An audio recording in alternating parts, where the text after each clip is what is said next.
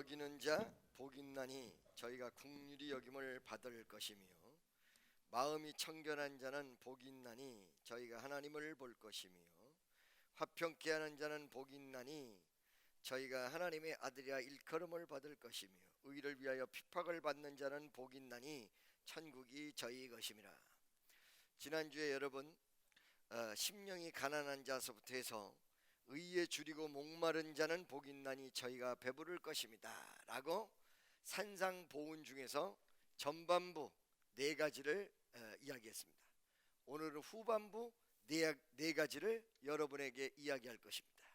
여러분, 이 전후에 가지고 8가지가 굉장히 중요한 특징이 있다고 지난번에 말씀을 드렸는데, 요거를 이론적 어떤 체계를 잡으면서 이야기를 한다면, 첫째, 산상보훈은 점진성을 가지고 있다. 그냥 어떤 별개체를 설명한 것. 심령에 가한 자 복 있나니 천국이 저희 것입니다.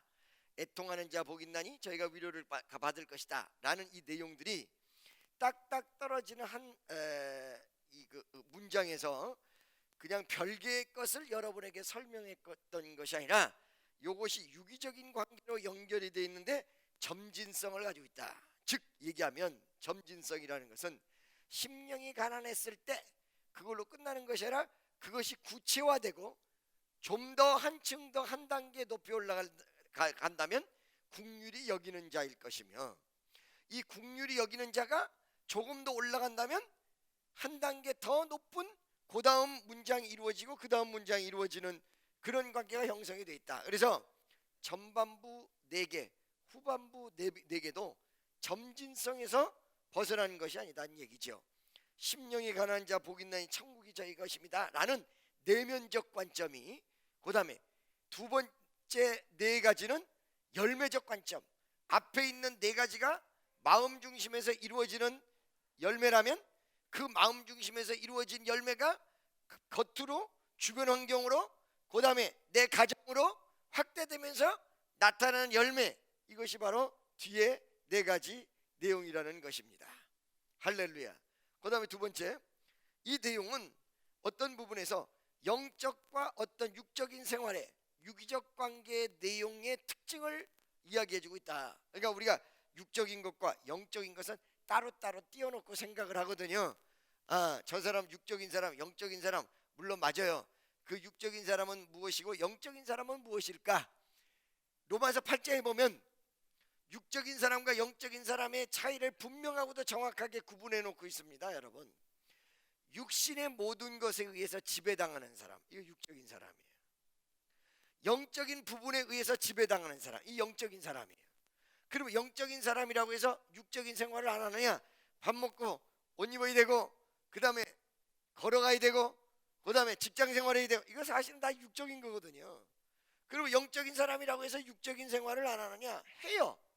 그런데 그 사람을 왜 영적인 사람이라고 얘기하지? 육적인 생활을 하되 그 육적인 것에 의해서 내가 지배되는 것이 아니라 영적인 것에 의해서 내가 지배된다 이 말이야. 이게 어떤 사람은 밥을 먹어도 예수 그리스도를 위하여 먹고, 그 다음에 어떤 물질을 벌어도 하나님 앞에 영광 돌리기 위해서 벌고, 이런 것과 교회 안에서 기도는 열심히 하는데 육적인 사람이 있어. 육적인 사람은 어떤 사람이야? 기도를 해도 자기 위해서 하는 거고, 기도를 해도 나 축복 받으려고 하는 거고, 어떤 무언가 헌신을 해도 무조건 이거는 복 받으려고 그러고, 어떤 육적인 것이 잘 되게끔 하기 위해서, 바로 이 사람은 어떤 의미에서 영적인 생활을 하면서도 육에 속한 사람일 가능성도 있다는 것이에요.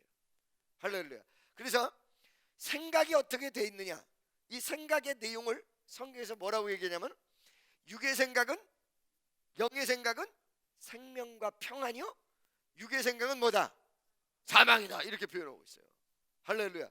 그 육의 생각은 왜 사망이라고 얘기했냐면, 육의 생각은 무조건 죽음으로 몰아넣는다 이것이 아니라, 그 육적인 생각은 언젠가 중단되고 언젠가 사라지고 그 다음에 언젠가 멈춰지게 돼 있다. 천국 가는 그 순간, 우리 아버지 옛날에 몰래 야금야금 돈을 모아 놓으셨는데, 이걸 갖다가 천국 가게 생기니까 그 모아놓은 거 다 여기다 두고 아무한테도 안 알리고 몰래 이렇게 모아놓은 돈인데 다 알려지고 그쪽 사람들이 다 쓰게 되고, 우리 아버지는 빈털터리로 가셨단 말이에요. 아무것도 없이. 할렐루야. 이 육적인 건 결과적으로 이렇게 끝난다는 얘기죠. 사망으로 달려가는 것이죠. 영적인 것은 생명과 평안이죠. 영원하죠. 아멘입니까? 그런 어떤 육과 영의 생활이 별개처럼 딱 나눠져 있는 것 같지만 사실은 실질적으로 유기적 관계가 있다. 어떤 유기적 관계가 있느냐? 마음의 심령이 바뀌어서 영적인 삶이 이루어지면 생활과 환경, 육적인 삶 속에서도 이게 나타나게 돼 있어요.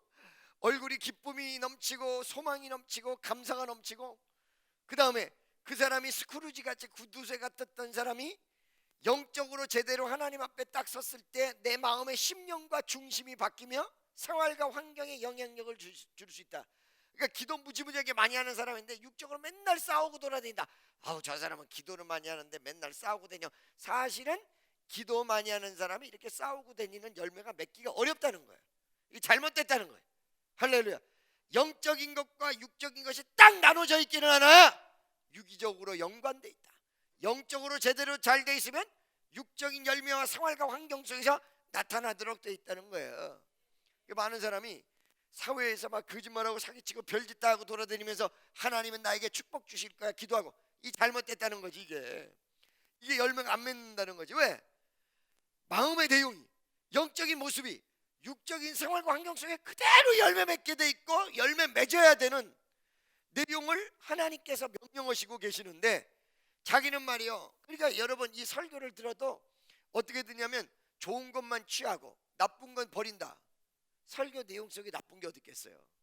그러죠? 이 말은 무슨 말이냐면 좋은 건 취한다는 건 내 입맛에 맞는 건 취하고 좀 내 마음에 깔끄러운 건 버린다, 이 내용이겠죠. 이 사람은 제대로 가지 못한다는 거예요.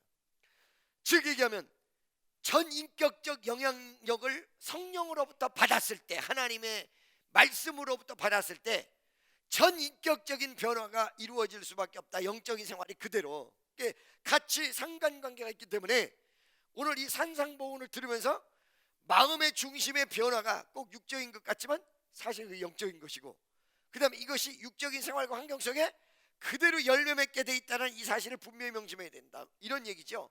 많은 사람들이 영적 하면서 어떤 가정생활이나 사회적인 생활이나 주변 환경적인 생활이 엉망진창이면서 영적 한단 말이지. 기도 좀 많이 했으니까 응답 주실까, 우리를 축복하실까? 축복 줄 건덕지가 없다는 거예요. 제가 여러분 지난주에 오부 예배 때도 이런 설교를 했었죠. 어떤 설교를 했었냐면, 여러분 오부 예배 때도 하나님께서 나에게 축복 주신다라고 생각하는 분들이 대부분 기도 많이 하면 축복 줄 거야. 절대 기도 많이 해서 축복을 받을 수 있는 게 아니에요. 성경상에 기도 많이 하면 복 주신다 이렇게 나오지 않았어요. 축복은 신명기 18장 하나님 말씀을 삼가 듣고 그 명령을 행하는 자는 세계 모든 민족 위에 뛰어날 것이다, 이렇게 표현되어 있어요. 하나님 말씀을 삼가 듣고 그 명령을 행하는 자는, 무엇을 행하는 자? 명령. 하나님 말씀을 삼가 듣고 그 명령을 행하는 자는 들어가도 나가도 복을 얻는다. 떡반죽 그릇까지 우양의 새끼까지 복을 얻는다, 이렇게 돼 있어요. 하나님 말씀을 삼가 듣고 그 명령을 행하는 자. 그 명령의 내용은 무엇일까요? 요한일서에 보니까 하나님의 계명이 명령이거든요. 계명은 이것이니 즉 사랑하라, 이러고 나왔어요. 할렐루야. 이 땅의 가정의 주변의 환경 속에 사랑을 실천하는 사람, 이 명령을 행한 사람이, 이 사람이 복받게 돼 있단 말이에요. 그리고 기도는 왜 하느냐? 하나님께서 하나님 뜻대로 살 때 축복을 주신다고 하는데 내 힘 가지고 못 산단 말이지. 내 힘 가지고 하나님 뜻대로 안 된다는 얘기죠. 내 힘 가지고 하나님 뜻대로 못 살아. 왜? 능력이 없어. 그 뜻대로 갈 수 있는 영향력, 능력, 파워, 권능, 권세가 없어요. 그러니까 하나님 뜻대로 어떻게 살아요? 능력 받아서 사는데 그 능력이 와야 하나님 뜻대로 가지는데 그 능력이 바로 기도할 때 받는다는 거예요. 그래서 기도해야 된다는 거예요. 축복과 기도의 관계가 이렇게 돼 있다는 거예요. 영적인 것과 육적인 것의 관계가 이렇게 돼 있다는 거예요. 영과 육을 딱 띄우는 것 같지만 사실은 그것은 하나님께서 대전제로 분리만 시켰을 뿐이지 생활과 환경 속에는 그대로 유기적으로 연관이 돼 있다. 그래서 여러분 아까 전에 얘기한 대로 기도 무지무지하게 많이 하고 하나님 뜻대로 잘 사는 것 같아 맨 싸움박질만 하고 엉뚱한 짓 하고 남은 사기나 치고 돌아다니고, 요 사람이 기도 좀 한다고 해서 영적인 사람이 아니다. 다만 육적인 거를 이루기 위해서 기도를 할 뿐이다. 육적인 사람이다. 옆에 있는 사람에게 당신은 영적인 사람입니까? 육적인 사람입니까? 물어보세요. 시작. 또 한 가지 또 착각하면 안 돼요. 착각을 하면 안 되는 것이, 여러분 날 보세요. 육적인 사람이 어떤 사람이냐? 자기가 나 나쁘지도 않아서 남한테 해 끼치지 않아. 그러니까 나는 좋은 사람이고 영적인 사람이야. 그 다음에 나는 성경 말씀을 많이 읽었고 공부를 많이 했고 영적인 사람이다. 전말에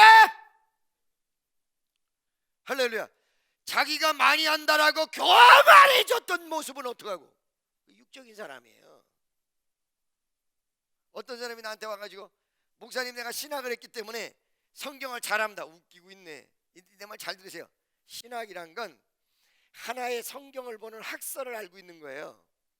만약에 예를 들어서 장로교가 100% 진리라 그러면 감리교는 이단이요. 그렇죠? 감리교가 100% 진리라 그러면 장로교는 이단이요. 장로교하고 감리교는 완전히 하늘과 땅 차이에요. 정반대의 내용이에요. 왜? 요한 웨슬레가 전도를 어마어마하게 많이 했는데 요한 웨슬레의 어떤 감리교적 이론을 정립할 때 반발이 어디서부터 나왔냐면 장로교부터 나왔단 말이에요. 예정론에서. 무슨 말씀인지 아시겠습니까?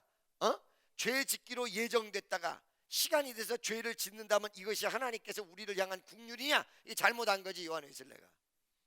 그렇죠? 나는 장로교 칼빈주의 신봉자입니다. 그렇지만은 이것도 하나의 학설이에요. 그게 100% 맞다고만 볼 수가 없다는 얘기예요. 하나의 학설이에요. 여러분 이분법이 있고 삼분법이 있어요. 영혼에 대한 부분이 영혼과 육신 두 가지로 나눈 경우가 있고 영혼 육 세 가지로 나눈 경우가 있어요. 저는요 여러분 이분법을 믿습니다. 영혼과 육신. 근데 여러분 순복음이나 이런 쪽에서는 영혼 육 이 세 가지로 나뉘어지거든요. 그러면 이 영혼 육 세 가지로 나뉘어져 틀렸다. 무조건 틀렸다고 볼 수가 없는 거예요. 왜? 자 히브리 4장 12절에 보면 하나님 말씀은 살았고 운동력이서 좌우의 어떤 날선검보다도 예리하여 혼과 영과 및 관절과 골수를 찔러 쪼기까지 하며 혼, 영, 육 이렇게 나눴단 말이지. 믿습니까? 그러니까 이분법을 내가 심중적으로 이게 맞는 것 같다라고 따라가긴 하지만 그게 100%가 아니라는 거예요. 영혼 육에서 3분법이 또 100% 맞았다 이렇게 볼 수가 없다는 거예요. 할렐루야. 한 가지 학설을 알아놓고 진리를 깨닫는 것처럼 진리를 진짜 깨달았으면 어떻게 되는데 겸손해지고 낮아지며 곡식이 머리를 속이듯이 더 아래로 내려가야 되는데 내가 좀 알았고 내가 좀 배웠고 꼭 이게 뭐냐면 신학교 2년 3년 한 사람들이 요따위 짓을 한다고. 적어도 성경을 10년 20년 연구하면서 보고 원어적으로 들어가고 이런 사람들은 겸손해지거든요. 여기 신학 가신 분들 계세요? 2년 3년 다니는 분들 정신 차리세요. 그게 전부가 다가 아니야. 할렐루야. 믿습니까? 이게 뭐야? 이 영적이냐? 아니요, 육적이야. 할렐루야.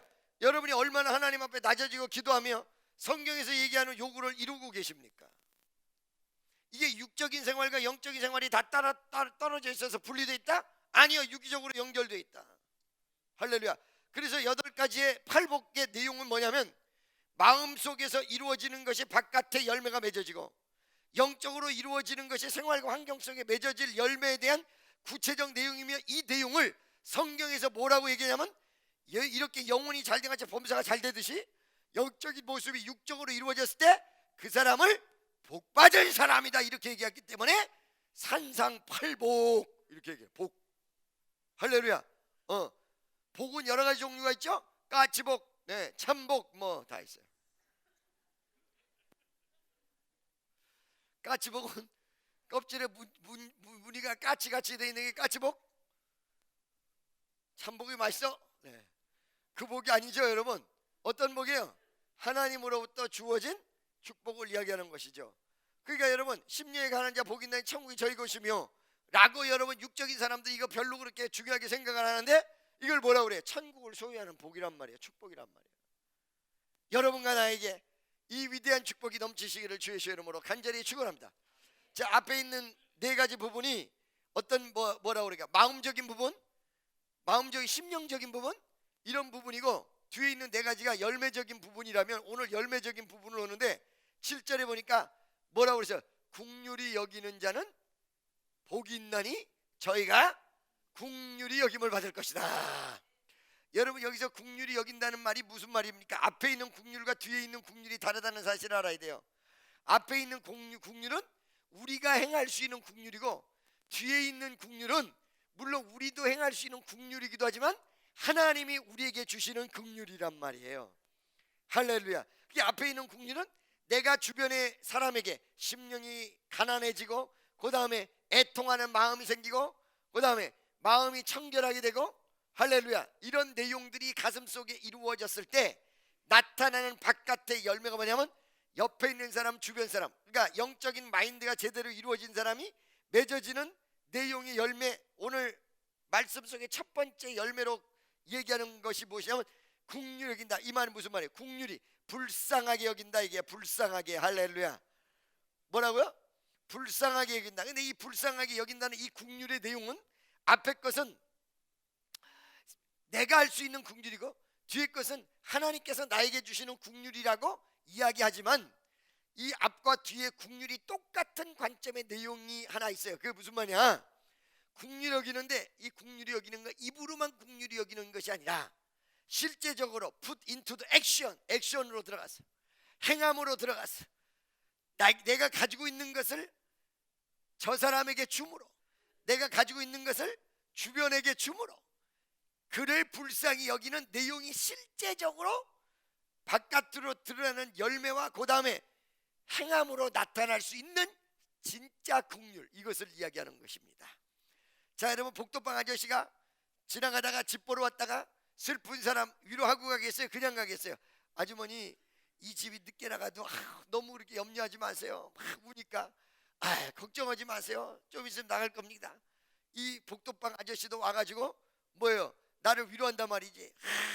따뜻거리고 하나님의 위로, 또 하나님이 원하시는 위로, 그 다음에 하나님이 은혜 주셔서 내가 주변에 있는 사람에게 할 수 있는 위로와 국률은 이렇게 입으로만 떠드는 게 아니라는 것입니다. 행함으로 옮겨지고 나의 분신을 나눠서, 분깃을 나눠서 저 사람에게 주어서 그 사람 마음속에 하나님의 은혜가 넘칠 수 있도록 만들어 놓는 국률, 이 국률의 특징을 가지고 있다는 것입니다. 그래서 국률이 여긴다라는 것은 무엇이냐? 첫째, 내가 하는 것이며, 두 번째, 그냥 마음으로만 하는 것이 아니라 행함으로 옮기는 것이고, 이 행함으로 옮겨지는 모든 것까지 내가 손해보더라도 내가 가지고 있는 것을 줌으로써 국률이 여길 수 있는 내용. 할렐루야. 믿습니까? 아멘이죠. 세 번째는 또 하나 특징이 있는데 뭐냐면, 내가 남을 국률이 여길 때 하나의 법칙을 가지고 있어요. 뭐냐면 예수님께서 뭐라고 하냐면, 나를 부인하는 자는 나도 내 아버지께 가서 그를 부인하라, 이렇게 얘기했어요.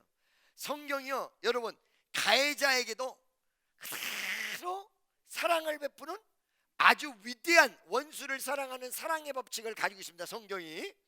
무슨 말씀인지 아시겠죠? 크리스마스 때 우리 잠실에 예배당 있을 때, 크리스마스 때 뮤지컬이 아니라 그때는 연극을 했어요. 김은호 전도사가 지가 연극 해봤다고 그래서 한번 해봐라. 지금 요즘 우리 청년들에 비하면 걔는 정말 연극의 연자도 모르는 애인데, 그때 당시는 그래도 걔가 제일 괜찮았단 말이지. 그런 그래가지고 그 사람이 연극을 연출을 해가지고는 연극을 했어요. 그 연극 속에 나 저 뒤에서 울었다니까. 왜?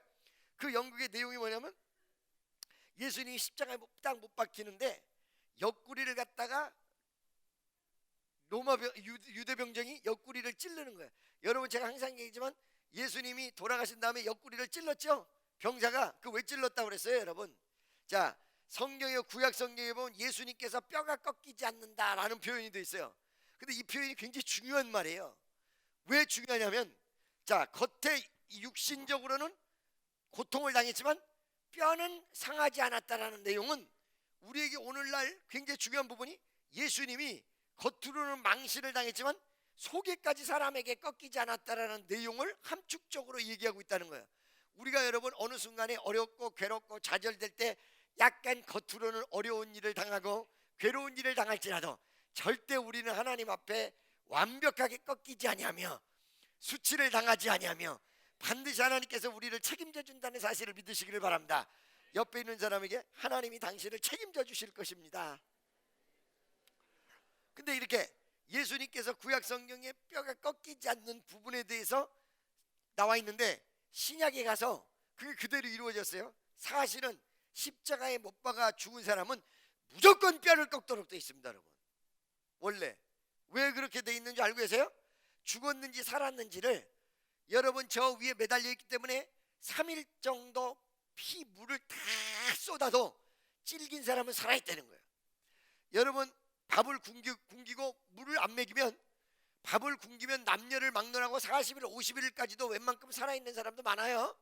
근데 물을 끊게 하면요 7일을 못 가는데 남자는 한 5일 가면 거의 가고, 여자는 찔겨서 한 7일 내지 8일. 여자는 짐승이고 사람이고 찔기다 오잖아. 여자는 찔겨가지고 이렇게 간다는 거야. 그러니까 이 십자가에 못 박아 대부분 2, 3일 걸리는데 예수님은 6시간밖에 안 걸렸죠. 왜 그랬습니까? 이미 채찍에 맞음으로 초죽음이 됐기 때문에 길게 가지 않았던 거예요. 이미 거의 거짓말 다 죽은 상태에서 십자가에 매달려 돌아가신 거란 말이야. 거의 다 막 온몸을 다 찢기고 가시며 흘리고 피 줄줄 흐르고 골고다 산상을 올라가고, 이런 모습 속에 한 3분의 1은 죽은 상태에서 올라가니까 6시간 만에 그냥 가셨단 말이에요. 근데 일반 사람들은 한 2, 3일 걸린다는 얘기죠. 근데 3일 뒤에도 여전히 팍팍 말렸는데도 불구하고 살아있는 사람이 있다는 거야. 이때는 어떻게 돼요? 탁 뼈를 꺾어버려야 돼. 그러면 죽는다는 거죠. 여러분 사형을 집행했어요. 이 사형을 시킬 때 여러 가지 경우가 있는데 목을 이렇게 딱 달았어요. 그 다음에 5분인가 몇 분 뒤에 이 줄을 잘라서 떨어뜨려요. 그러면 여러분 한번 물어볼게요. 이런데 안 죽었어 그 사람이? 5분 동안 매달려 찔겨가지고 살았단 말이야.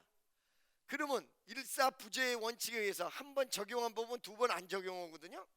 그 사람을 살려줄까요? 죽일까요? 죽여요. 그러듯이 십자가에 매달렸다고 해서 3일 뒤에 살아있다고 살려주는 게 아니야. 어떻게 돼요? 죽여. 뼈를 꺾어버려. 근데 예수님은 안 꺾였어. 그게 그 말씀대로 그대로 이루어졌다는 거예요. 할렐루야. 절대 꺾임을 받지 않는다. 아멘이죠. 자, 이렇게 뼈를 꺾지 않은 대신에 무엇을 했냐? 칼로 찔렀어요. 죽음을 확인하느라고. 여러분 제가 물과 피를 다 흘리셨다 예수님께서, 이 말은 무슨 뜻이라고 그랬어요? 여러분 물과 피를 흘렸다. 사람이 살을 찔러봐요. 피만 나오지 물이 나오나? 근데 왜 물이 나왔다고 그랬을까? 자, 오른쪽 옆구리에서 대각선으로 뾰족한 창을 찔러서 왼쪽에 있는 심장을 딱 관통을 하면, 관통했다는 증거로 여러분 이 칼 그 등에 골이 파져 있죠? 사람을 찔렀을 때 그 골이 파져 있는 곳으로 피가 쭉 흘러나오는 건 사망이에요. 무서운가 보다. 날 보세요. 무슨 말인지 아시겠어요? 그 골로 심장을 찔렀을 때 물이 흘러나와요. 그래서 물과 피를 다 흘리셨다, 이 말이 나오는 거야. 예수님이 여러분을 위해서. 아멘이죠.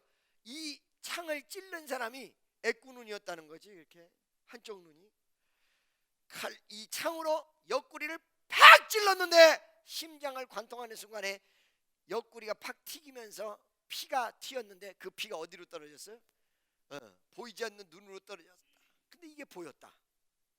할렐루야. 그 성경의 법칙이 뭐예요? 원수를 사랑하라야. 그죠? 그 다음에 로마서에 보면 예수 그리스도의 위대한 사랑이 어떻게 되어 있어요? 의인을 위하여 죽은 자는 혹 있거니와 죄인을 위하여 죽은 자는 예수뿐이다. 이게 무슨 말이야?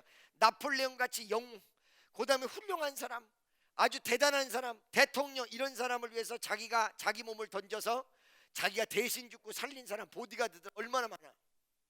그렇죠? 이런 사람은 덜어 있다는 거예요. 그러나 죄인을 위해, 나쁜 사람, 죄수들을 위해서 죽은 사람은 예수밖에 없다는 거예요. 이게 성경의 위대한 진리거든요. 그러니까 바로 성경에서 얘기하는 원수를 사랑하라, 원수를 사랑하라. 할렐루야.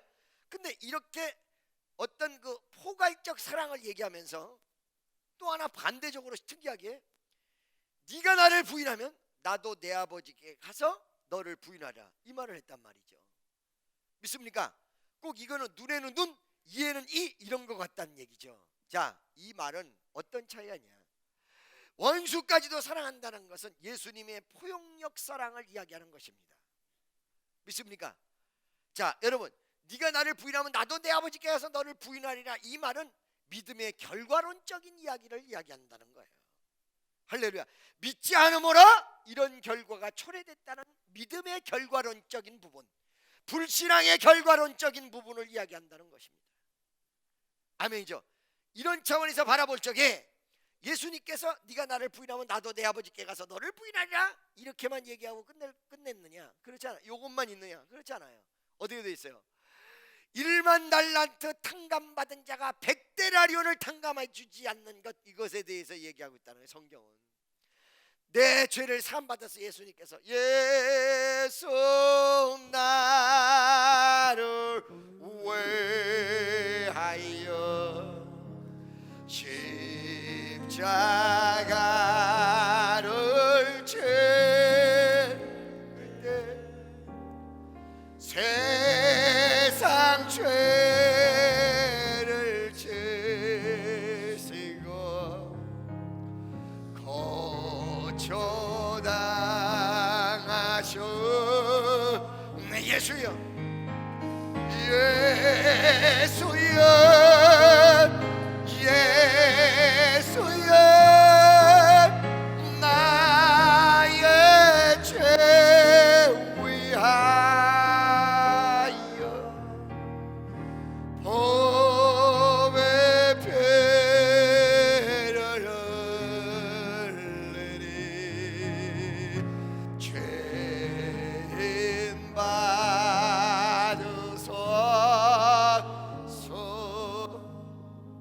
예수 나를 위해서 돌아가신 걸 믿으십니까? 아멘이죠. 예수가 여러분을 위해서 죽으신 것을 믿으십니까? 그렇죠? 왜 죽었어요? 내 죄를 속하기 위해서, 내 죄를 탕감시키기 위해서. 그 탕감된 내용을 1만 달란트로 표현하고 있습니다. 1만 달란트, 어마어마한 재산적 가치죠. 그런데 우리가 사람들에게 피해받아서 용서하지 않는 부분을 100데나리온으로 표현하고 있습니다. 할렐루야. 1만 달란트와 100데나리온의 차이는 한 10억 원에서 한 만 원 정도의 차이. 10억 원과 만 원. 10억 원을 탕감받았는데 만 원을 탕감 안 해주는 내용. 할렐루야. 그렇기 때문에 예수님이 나를 긍휼히 여겼던 그 위대한 사랑을 가지고 나도 의무를 가지고 있다. 옆에 있는 사람을 긍휼히 여겨야 되고 존경해야 되고. 할렐루야. 믿어지십니까? 이 내용을 이야기하는 것이지요. 그러니까 세 가지의 특징 속에서 긍휼을 이야기하는 거예요. 이렇게 긍휼이 남에게 여기면 내가 긍휼을 받게 돼 있다. 누구로부터? 하나님으로부터. 물론 여러분 여기에는 포괄적 내용이기 때문에 주변에 있는 사람들이 나를 긍휼히 여기는 내용도 포함되어 있습니다. 그러나 여러분 한 가지 이거를 명심하시기 바랍니다. 하나님이 사람을 감동시키지 않으면 사람들이 나를 긍휼히 여기지 않습니다. 그렇기 때문에 결과적으로 사람이 나를 긍휼히 여기는 것까지 사실은 하나님께서 긍휼히 여김의 범주 안에 다 들어있기 때문에 두 번째 긍휼은 하나님이 나를 향한 긍휼이다. 이렇게만 보시면 된다는 거예요. 근데 이 긍휼이 말이에요, 하나님이 나에게 긍휼히 여긴다라는 얘기는 시제적으로 보니까 헬라 원문을 보니까 시대적으로 미래 시제를 가지고 있어요. 미래 시제. 미래 시제. 이 무엇일까요? 세 가지 중요한 부분이 있어요. 첫째, 긍휼히 여김을 받는다는 비전적 부분. 무슨 말인지 아시겠어요? 내가 지금 열심히 살아, 열심히 나를 긍휼히 여겨. 지금 당장 하나님이 나를 축복 안 할 수도 있어요. 지금 당장 하나님이 나를 긍휼히 여기지 않을 수도 있어요. 여러분, 하나님의 축복과 기도의 응답은 기계적 차원의 부분이 아니에요. 오늘 감기약을 먹었으니까 감기 똑 떨어지고 이런 식의 기계적 차원이 아니에요. 내가 심은 것을 반드시 주님께서 거둬들이게 하시는데, 이거는 기계적 차원에서 자판기처럼 100원짜리 넣으면 커피 하나 나오고 이런 것이 아니라 지금 열매가 맺어질 수도 있고 미래에 맺어질 수도 있고 천국 가서 맺어질 수도 있고. 할렐루야. 그러나 분명한 사실은 분명히 맺어진다는 거예요. 여러분이 주변 사람들에게 뿌린 씨앗이 분명히 열매가 맺어지도록 되어 있어요. 믿습니까? 그러니까 지금 현재 하나님이 나를 긍휼히 여기는 역사가 주변 환경 속에서 막 일어나지 않을지라도 미래 어느 썸데이에 분명히 내가 긍휼히 여김을 받게 되어 있다. 내가 기도했으니까 응답 받게 되어 있다. 씨를 뿌렸으니까 열매가 맺게 되어 있다. 할렐루야. 여러분, 제가 항상 얘기해요. 늦게 터지면 크게 터진다. 하나님이 쓰시지 않을 때는 그만한 이유가 있다. 할렐루야. 옛날에 내가 하나님 앞에 정말로 쓰임받지 못할 때가 있어요. 옛날에 여러분 중고등학교 시절에 그렇게 많은 사람에게 복음을 전했는데 막상 세상 갔다가 돌아와서 성경 말씀을 보면서 은혜를 회복을 했는데 이 회복된 은혜의 메시지를 가지고도 어떻게 되냐면 그냥 회복된 마인드를 가지고도 말씀을 전하지 못해. 들을 사람이 아무도 없는 거야. 그래가지고 왜 이렇게 없나 싶어가지고 우리 김신혜 전도사하고 우리 엄마하고 둘을 앉혀놓고 설교를 해. 그때 이미 우리 김신혜 전도사는 신학을 졸업한 다음인데 앉혀놓고 설교를 해. 한창 하다 보면 이론에 맞지도 않고 앞뒤가 안 맞고 그러니까 다 했어? 우리 가서 작게 그러고 가서 자. 감동이 별로 없었던 모양이야. 왜 하나님 나에게 한 명의 어린 양을 보내시지 않습니까? 하나님 어린 양을 보내주세요. 어린 양. 설교를 하고 싶은데 들을 사람이 없어. 내게도 주소서 내가 복을 받기 원하네. 그런데 어느 날 내 마음속에 감동이 하나님이 원망이 살짝 들어가려고 그래. 어떤 원망이? 아니 하나님이 나를 지금까지 연단시켜서 쓰려고 해놓고 왜 나를 안 씁니까? 왜 나를 안 씁니까? 근데 갑자기 내 머릿속에 스치고 지나가는 게 하나님은 손해보지 않는 분이다. 아니 하나님이 손해보지 않는 분이야? 그러면 나를 안 쓰는 건 손해볼 텐데 보시는 건데 손해 안 보니까 안 쓰는 거야. 그걸 깨달은 거야. 아하! 하나님이 나를 안 쓸 때는 손해보는 게 없으시니까 안 쓰는구나. 그 다음에 두 번째, 써달라고 애걸복걸하는 데는 안 써. 보니까 아하, 하나님이 나를 쓰면 손해보는구나. 더 나아가서 하나님이 나를 쓰면 손해봐. 영혼을 잘못 인도해서 손해볼 수가 있어. 하나님 그래서 안 쓰는구나. 참, 아버지 어떻게 하면 좋아요? 그래가지고 한 명의 어린 양을 보내달라고 하나님께서 응답해달라고 21일 하루에 4시간 5시간씩 기도를 하면서 4시간 5시간을 막 산에 가서 부르짖고, 우리 어저께도 산에 갔어요. 이 추운데 산에 갔단 말이지. 3, 4일 전에는 미쳐버릴 뻔했어.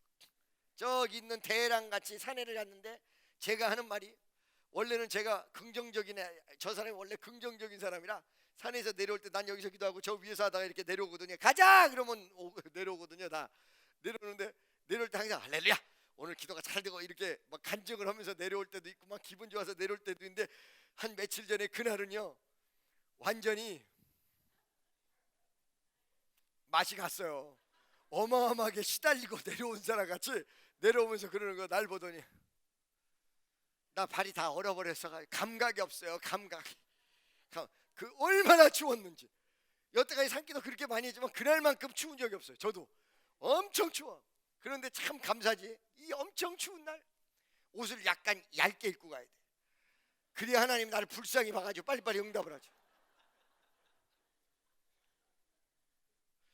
우리는 더 고통스러운 날 더 올라가거든요. 눈 막 온 날도 갔어요. 도저히 올라갈 수가 없어서 아래에서 저쪽 들어가서 잠깐 기도하다가 왔습니다. 장정순 집사도 따라 붙었는데 저희는 미리 올라갔다가 내려오느라고 혼났습니다. 그랬거든요. 그런데 막 그냥 그런단 말이지. 막 산에 올라서 4-5시간 매달리면서 저녁에 날마다 철회하면서 하나님 한 명의 어린 양을 보내주세요. 여러분 오늘날 우리 축복교회가 이렇게 되고 제가 전 세계적으로 나가는 부흥 강사가 되고 쉬운 거 같았죠. 금방 여러분들이 지금 현재 나를 보니까 이거 쉬운 거 같았지 여기까지. 그러니까 안 되는 거예요 이게. 여러분 저는요 14살서부터 하나님이 주신 연단, 저 곽정순 목사한테 물어보세요. 중학교 2학년 3학년짜리가 기도를 했다 그러면 방석을 여기다 끼고 교회에서 3시간 동안 뛰고 있어. 학교 갔다 와서. 우리 어머니 아버지가 예수 믿는다 6년간 날 죽이듯이 혼을 냈어요. 두더지 패고 이거 다 겪었어요. 성경 몇 번 읽어가지고 하나님 나 써달라고요? 할렐루야. 정말로 여러분 신앙과 믿음, 정말 하나님을 향한 예수 그리스도의 뜨거운 열정과 사랑을 가지고 계십니까? 아멘이죠. 목회는 쉬운 게 아니에요. 적어도 목숨을 건 기도를 몇 번 해야 그제서 역사가 일어나는 거야. 할렐루야. 믿습니까? 특히 영혼 구원이라는 직결된 모습, 이미 벌써 다 구원한 사람 거저 조금씩 가리키고 많은 그런 목회가 아니라 어떤 영혼 구원이라는 직결된 목회를 하는 사람들은 다 몇 번 죽었다 살았다, 죽었다 살았다, 죽었다 살았다, 그 간증을 다 들어보면 아멘이죠. 믿습니까? 그래가지고 21일을 작전 기도를 딱 끝마쳤는데 21일까지 한 명이 안 왔잖아. 한 명이. 그때 빚쟁이한테 시달릴 때인데 동쪽은 우리 어머니가 나가고 서쪽은 우리 아버지가 나가고 남쪽은 우리 김신혜 전도사가 나가가지고 이상무 연락이 와야 내가 나가. 빚쟁이들이 앞에 있을까봐. 내 빚도 아니야, 남의 보증승비. 이상무 연락이 와서 대문을 싹 열고는 옆배를 보니까 아무도 없어. 얼른 나와가지고는 그 집에서 안 나온 것처럼. 이 뒤통수는 간질간질해. 누군가가 쫓아올까봐 택시를 금방 잡아타고는 부릉 하고 출발했어.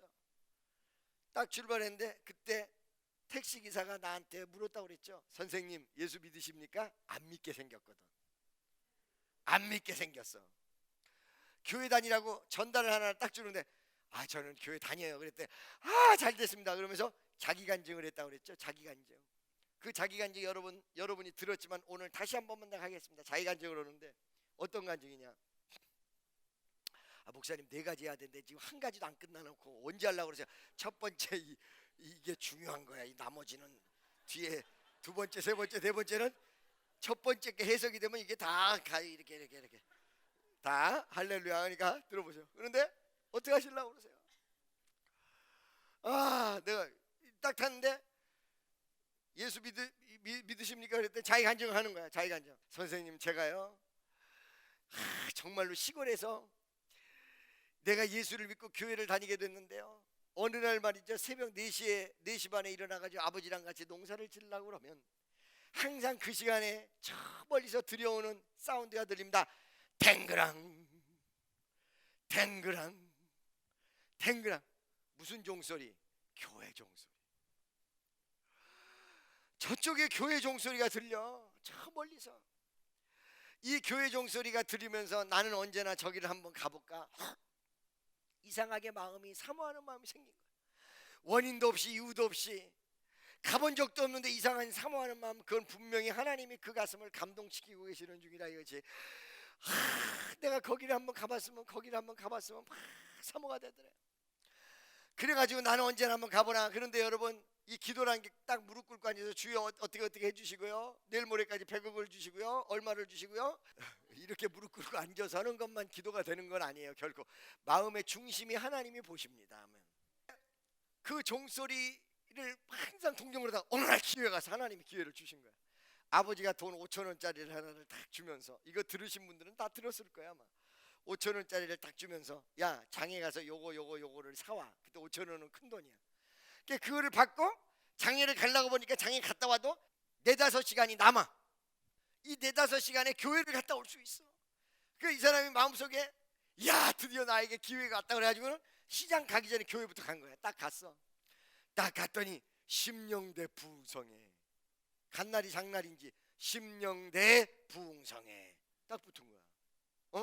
그 심령대 부흥성에 딱 붙은 내용을 보고는 그 교회 안으로 들어가가지고는 맨 뒤에 딱 앉았는데 부흥 강사가 설교를 마치는데 설교를 하는 동안에 막 눈물이, 자기가 왜 우는지도 몰라. 나 왜 우는 거야 이러면서. 옛날에 LA 갔을 때 우리 허준 엄마, 우리 김옥신 권사님이 애들 밥을 해준다고 막 저 도마지를 하시면서, 근데 난 여기 왜 왔냐 그러더래. 본인이 오셔놓고 그 성령의 감동을, 왜 왔는지 모르고 막 우는 거야. 이 사람이 성령의 감동으로 그 은혜를 신나게 받았네. 근데 갑자기 부흥 강사가 뭐라고 하냐면, 여러분 이 자리에 은혜 받은 분들이 오늘 분명히 하나님의 명령이 있는데, 어떤 명령이냐면, 여러분 이 교회가 6.25 때 무너졌는데 물질이 없어서 이 교회를 지금까지 수십 년이 지났는데 이 교회 건물을 수축을 못했습니다. 요번 기회에 이 성전을 한번 지읍시다. 그러더니 여러분 보고 작정 헌금하라 그러면 다 시험 들 테니까 오늘 여러분들이 호주머니에 있는 돈, 이것이 하나님이 헌금하라고 그 호주머니에다가 집어넣은 돈으로 믿고 몽땅 다 헌금합시다. 자, 바구니 돌리겠습니다 하고 쭉 돌리는데 호주머니 있는 돈 몽땅 넣어야 된다라고 하니까 자기도 모르게 생각 같지 않게 호주머니에 있는 아버지가 주는 5천 원을 꺼내서 거기다 딱 집어요. 근데 제가 항상 얘기하잖아요. 맛이 가면 갔다가 왔다가 갔다가 왔다가 하는 사람 있고, 살짝 간 사람은, 아주 간 사람은 안 돌아와. 미친 사람 중에. 그러죠? 그러듯이 여러분들은 아주 간지 않은 사람들은 가끔가다 인간적인 생각이 들어. 인간적인 생각이 들어. 텔레비전에서 이상한 소리를 하면, 비성경적인 이야기를 하면 그 비성경적인 이야기를 어머 그런 갭이다, 그런 갭이다 이렇게 믿고, 옛날 BBC 방송에서 거기 예수님의 14대 손이 프랑스에 산다. 예수님이 막달라 마리아랑 결혼을 했고 십자가에 못 박아 죽은 것은 바나바가 죽었고, 예수님 프랑스로 도망가가지고 애를 낳았다. 14대 손이 산다. 아니 44대 손이 산다. 뭐 이러고 이런 프로그램을 만든 적이 있었어요. 이게 전혀 근거 없는 얘기거든요. 이 말을 듣고 예수 믿는 사람이 흔들린 사람이 얼마나 많은지 알고 계십니까, 여러분? 그게 다 가짜거든. 무슨 말씀인지 아시겠어요? 할렐루야. 무슨 말인지 알겠냐고요. 어떤 이론이 있을 때 한쪽 주장과 저쪽 주장, 이 모든 부분이, 여러분 창조과학회를 알고 계세요, 모르고 계세요? 창조과학회. 왜? 너무 막 진화론 이런 거 애들까지 막 쇠뇌를 시키고 막 이러니까 과학적인 차원에서 창조론이나 진화론이라는 핵심적으로 들어가가지고 이걸 증명하는 창조과학회. 여러분 이런 것에 궁금하신 분들은 창조과학회에 문의를 해보세요. 아시죠? 여기 과학자들이 얼마나 많은가. 왜? 여러분 이게 여러 가지가 밝혀진 게 있어요. 자바 원인은 긴팔 원숭이고 네안달탈리는 꼽주병 환자야. 알고 보니까 거기다가 자바 원인에서 사람의 형상이 이렇게 만들어졌잖아요. 뼈가 이렇게 만들어져 있죠. 만들어져 있죠. 그런데 이게 한 사람 뼈인 줄 알죠? 이거 보세요. 1kg 지점에서 턱뼈 하나를 발견하고 몇 킬로 지점에서 손가락 뼈를 하나 발견하고, 그 한 사람의 형태를 만들어 놓은 이것이 수천 명 것이야. 수천 명. 한 사람 것이 아니고. 무슨 말인지 아시겠어요? 이게 형성이 되겠어요? 안 되는 것이지. 그 다음에 사람이, 원숭이가 사람처럼 진화를 했다. 이거 진화했다는 얘기 아니야, 그죠? 종이 변이가 되면서 진화됐다는 거 아니야, 종이 변이가 되면서. 그런데 왜 창경원의 원숭이들은 왜 그 변화를 안 하고 그대로 기셨어? 같은 원숭이들끼리. 요 원숭이는 요렇게 변화됐는데 그 원숭이는 왜 그러고 있어? 유전자의 리미테이션이라는 게 있어요. 이 리미테이션이 뭔지 알고 계십니까? 더 이상 발전할 수 없도록 제한이 걸려 있어요. 그래서 20 몇 살까지는 세포가 분열을 해서 성장을 하는데 20 몇 살 딱 지나면 그 성장하는 세포를 반대로 죽여. 그래서 늙어가는 거예요. 왜 어째서 성장을 하다가 어느 시점이 되면 늙어가는지 과학적으로 증명할 길이 없어요. 시간이 딱 되면 반대로 가. 아시겠습니까? 여러분 이걸 잘 아셔야 돼. 과학은 지금 현재 증명할 수 있는 것이 별로 없다는 사실을 아셔야 돼. 믿습니까? 마음이 왔다 갔다 하는 그런 소리 듣고 마음이 왔다 갔다 한다는 얘기지, 막 이리 갔다 저리 갔다 갈팡질팡, 그게 믿음이 없다는 증거예요. 할렐루야. 자, 이 사람도 은혜를 쫙 받긴 했으나 받은 다음에 바깥에 나간 다음에 아이고 내 5,000원, 맛이 돌아온 거지. 맛이 돌아온 거지. 이거 큰일 났네. 아버지가 준 5,000원 난 오늘 죽었다. 이걸 어떻게 하면 좋아? 그래가지고 처마 밑에 앉아가지고 아이고 나 어떻게 하면 좋아요? 나 교회 괜히 와가지고 아이고 나 달라고 그럴 수도 없고 어떻게 하면 좋아요? 근데 그때 눈을 감고 울 때 딱 스크린 하나가 지나가더라. 이게. 그 스크린이 어떻게 지나갔냐? 막 그냥 여러분 막 영화 배우가 뛰면 카메라를 가지고 같이 뛰잖아요. 장면이 쫙 달려가더라. 이게. 자기가 아는 어떤 골목으로 들어가더니 그 골목 안에 있는 소아과 앞에 이 카메라가 딱 멈추더라. 이게. 소학과 그 앞에 24시 편의점 같은 슈퍼가 있는데 슈퍼 앞에 쓰레기 더미가 이렇게 있는데 쓰레기 더미 앞에 5,000원짜리 한 장이 탁 놔져 있어. 이거를 환상 속에서 보고 눈을 번쩍 떠서 거기를 가본 거야. 거기를 아는 장소니까 거기를 가봤더니 진짜 5,000원짜리 한 장이 딱 떨어져 있어. 이거를 짚고는 사는 거지. 이 사람은 크리스찬, 하나님 살아계시구나. He's a living God. He's a living God. 아, 하나님 살아계셔.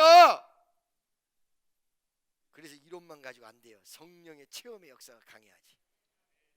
믿습니까? 아, 하나님 살아계신다. 우리 하나님 살아계신다. 그래가지고 이 사람이 예수를 믿고는 2, 3년 열심히 교회에서 봉사를 하다 보니까 하나님이 축복을 줘서 개인 택시를 해가지고 서울 올라왔어. 그러고는 택시 타는 사람마다 전도를 하는데 날 만난 거야.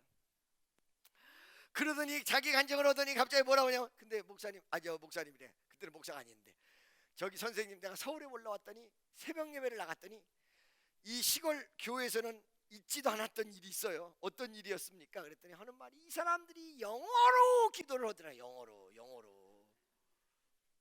전부 기도를 하는데 영어로 하더라. 야, 영어로. 그게 뭐예요, 여러분? 영어예요? 방언이죠. 이걸 어떻게 하면 할 수 있을까요? 한 명 보내달라고 내가 21일 작전 기도를 했잖아. 우리 집에 오면 내가 가르쳐 드릴게. 드디어 토요일날 왔어. 토요일날 우리 집에 토요일날 왔어. 그 사람이랑 문 밖에서 인사를 했어. 나는 와주셔서 감사합니다.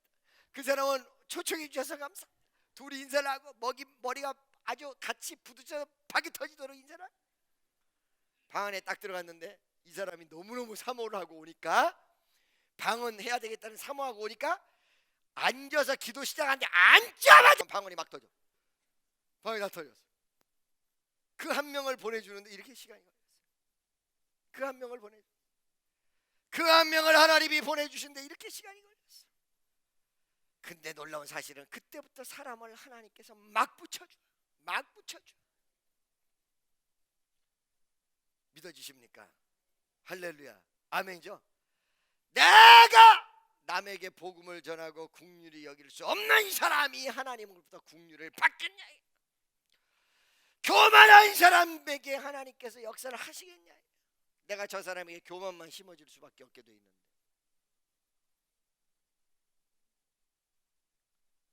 할렐루야, 믿어지십니까? 여러분 명심하시기 바랍니다. 긍휼히 여기는 자 긍휼함을 얻는다. 그 다음에 8절을 보면요, 두 번째 중요한 부분이 나오죠. 8절 한번 보도록 하겠습니다. 마음이 청결한 자는 복이 있나니 저희가 하나님을 볼 것입니다. 여러분, 분명히 제가 말씀드렸어요. 앞에 있는 네 가지는 마음적인 부분이고 뒤에 있는 네 가지는 겉으로 드러나는 어떤 열매적인 부분이다 얘기했는데, 목사님, 마음이 청결하다는 것은 마음적인 거 아닐까요? 레위기 19장 19절을 한번 보시기 바랍니다. 20절까지 이스라엘 백성에게 가나안 땅에 들어가서 이러한 걸 하지 말라. 왜? 너희가 이런 거 하면 부정되다. 무슨 말인지 알겠죠? 하지 마라 이 나온다. 아멘이죠? 믿습니까? 여러분, 구약적 내용 속에서 마음이 청결하고, 할렐루야, 그 다음에 깨끗함을 유지하는 데서는 무엇이 있어야 되냐면 부정된 행위를 안 해야 돼요. 그러니까 여러분, 이거는 신약적 관점이기는 해도 내 마음이 깨끗함과 청결함과 그리고 순수함을 유지하기 위해서는 어떻게 돼요? 엉뚱한 짓을 하지 말아야 된다는 행위적 관점이 같이 플러스가 된다는 거예요. 할렐루야, 믿어지십니까? 아멘. 그렇기 때문에 하나님 뜻대로 사는 예수 그리스도를 쫓아가는 사람들은 어떤 사람들이냐? 그 마음에 회개하여 깨끗한 부분도 있지만 사실은 부정된 행위를 하지 않고 볼 거 보지 않고 라는 구체적 행동 강령이 같이 플러스가 돼줄 때 마음의 청결이 이루어질 수 있기 때문에 이것은 마음의 관점이면서 마음의 관점에 따른 열매적 관점. 믿습니까? 믿음으로 심령이 깨끗한 사람이 친구들끼리 어디 부정된 곳으로 가자고 하면 가겠습니까? 안 가지. 행동을 안 하게 돼 있잖아. 행동적 관점이 들어가 있다. 무슨 말인지 이해가 가시겠어요? 이해가 가세요? 이해 안 가면 어떻게 해요? 할 수 없지. 한번 집에 가서 보세요. 그냥 8절로 들어가면 마음이 청결한 자, 이거는 마음을 분명히 청결하게 해야 되는 내면적 관점이긴 하지만 그 마음의 청결과 청결을 유지하기 위해서 어떤 모습으로 사느냐가 굉장히 중요하다는, 그 삶의 현장적 관점이 같이 플러스가 되어 있다는 거예요. 그래서 뒤에 있는 네 가지 중에 이 마음이 청결한 것도 행동적 관점에 상당히 주안점을 두면서 얘기해 주고 있다는 거예요. 마음이 청결한 자 복이 있나니? 이 마음이 청결한 사람은 어때요? 이것도 여러분 분명히 미래적 관점이에요. 아까 미래적 관점에 세 가지 얘기한다고 그러고 한 가지만 얘기했었죠? 아유, 그거 금방 그러고 갔네. 자, 여러분, 마음의 청결이 미래적 관점이라는 것이 첫째 비전적인 부분이 있고, 또 하나 두 번째 다 갖다는 종말론적.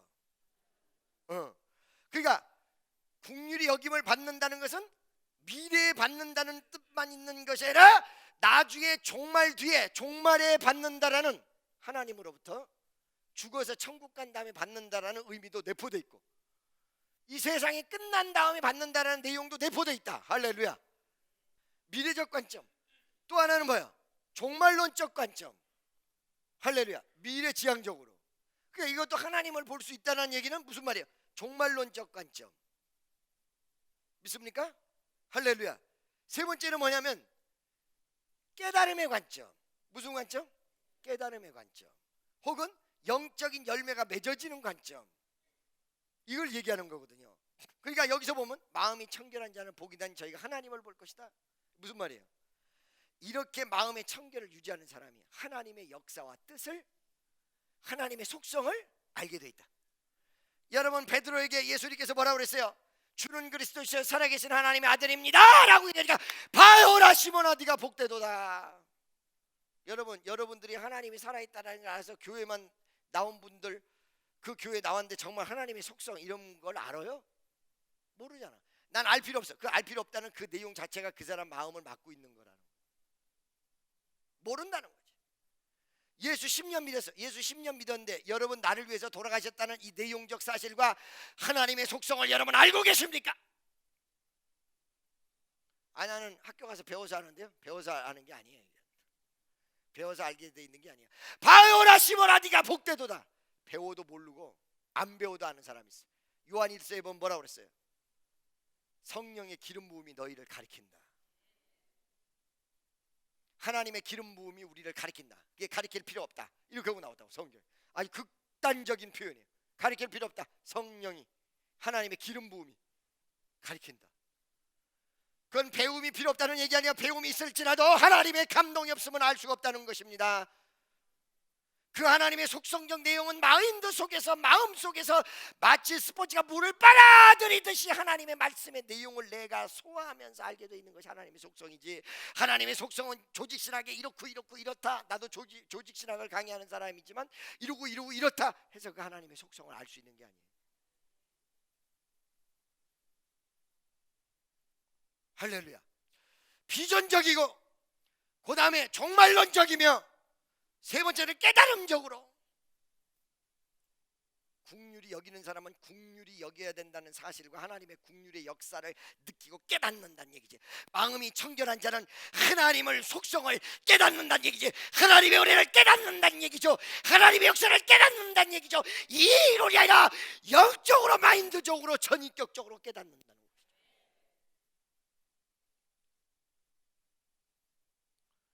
뭐하러 신학 몇 년 하면 목회할 수 있는 사람들을 하나님이 몇십 년간 연단시킬까요? 뭐하러 그럴까? 대학교 가서 몇 년 공부하면 다 알만한 건데 성경은 말이에요, 불교와 달리 많은 경전이야. 딱 한 권이야 이거. 그래서 성경의 특징을 얘기하면 경제성이라고요. 이 한 권으로 모든 것이 다 해결될 수 있고 이 한 권만 가지면 된다라는 경제성의 법칙을 가지고 있는데, 왜 어째서 이 한 권 지식적으로 마스터하는 데는 몇 년밖에 안 걸리는데 하나님 몇십 년 연달할까? 과연 여러분의 부모를 학교에서 가르친다고 해서 그 부모의 속성을 알 수 있을까요? 어머니의 젖을 빨면서 그 어머니의 사랑의 냄새를 맡으면서 그 어머니가 자기를 돌봐주는 모든 것 경험을 체험하면서 7살, 8살이 됐을 때 엄마 헤어지면 엄마 나도 모르게 표현되는 그 엄마의 소리가 나오는 거야. 말씀 중심에 서 있어야 되지만 그 말씀이 내 가슴에 어떻게 부딪혀야 되냐? 이론과 지식으로 부딪히는 게 아니라 생활과 환경 나의 지침 그리고 하나님의 위대한 역사와 성령의 감동으로 내 가슴에 부딪힐 때만이 그 위대한 역사를 깨닫게 돼 있다는 사실이에요. 내게도 주소서 내가 복을 받기 원하네. 내게 주여